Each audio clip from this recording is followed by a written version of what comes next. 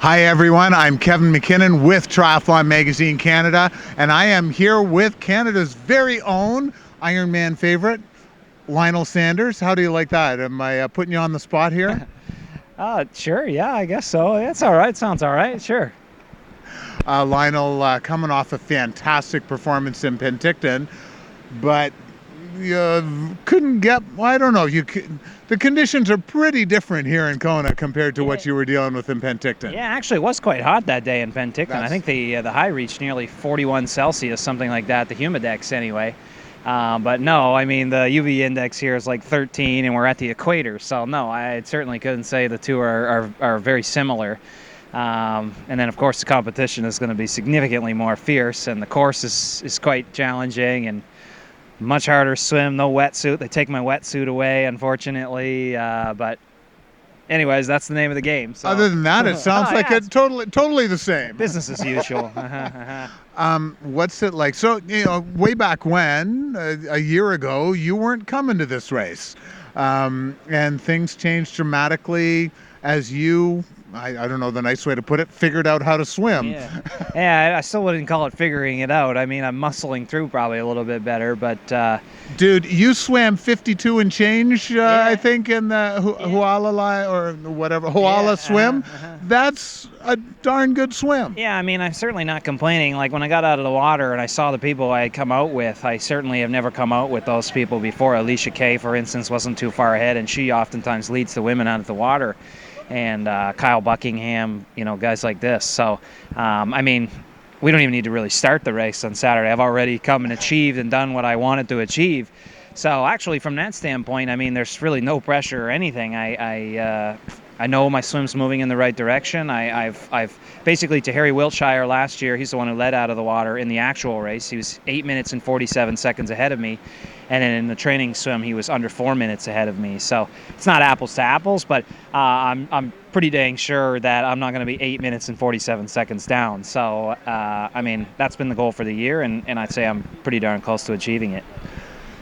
But I'm guessing you're not going to be happy to just do the swim, come out with an improved time, and say, okay, phew, I'll be back next year we'll do the swim and the bike. Yeah, I'm not even going to rack my bike, I don't think, this year. Don't worry about it. I'm not sure they'll let you do that. So, I was actually talking with Sebastian Kienle last night. Said, is having Lionel as an improved swimmer an advantage? Like the two of you get to kind of work together. He said there's pluses and minuses on that front. What do you see on that?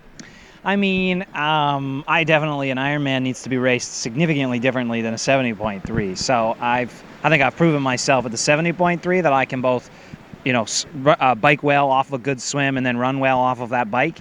I have not done that in an Ironman, so I won't be the one dictating. If I find myself in a situation where I'm around guys like Sebastian Kienle, Boris Stein, Matt Russell, guys who are good bikers, and in that second pack, I'll probably be watching them because they've proven all three of the guys have all proven that they can do well here, and so I'll be looking to see sort of how they're racing the race and taking notes, and absolutely, I mean, that's what's happening in the front pack. These guys are working together to keep us at bay, I guess. And, I mean, it would be stupid for us not to work together if we find ourselves in that situation. The moment you bridge the gap, though, all bets are off, and we become fierce enemies once again. So it'll be interesting to see how the whole thing unfolds. We're here at the beautiful Skechers house. Got to talk about the run. Your run in Penticton, I think if you converted it, would have come out to a 2:28 marathon. That's pretty fast running. Yeah, well, the final 12K is the part where guys tend to walk and blow up and where the nutrition starts to come in. I mean, that race was over in under 5.5 hours. So when you screw the nutrition, hydration, and electrolyte consumption up, that's right around where it starts to happen. So I didn't feel like I was about to start walking or anything. Not at all. But, I mean, this is a totally different animal. And actually, I biked the course. I did a full training block here about a week ago, and I biked the course one day. And I could definitely feel something was off. Cognitively, I felt really good, but my muscles were so weak towards the end of the bike. And I said, you know what, I think it's an electrolyte issue. So I'd say most people probably would say this is crazy, but then after the Huala swim, I biked the course one more time executed the exact nutrition plan that I'm going to execute. And I went and bought the Gatorade Endurance and everything that's on course, and I executed it to the absolute best that I would in the race.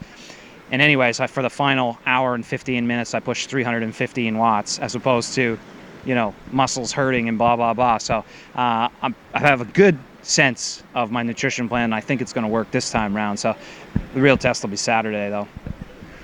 Yeah, you're right. Most people would say that sounds crazy, but Yeah, I mean, I tend to do crazy things. So, oh well. Hey, crazy seems to be working really well. And congratulations on Penticton. Good luck on Saturday.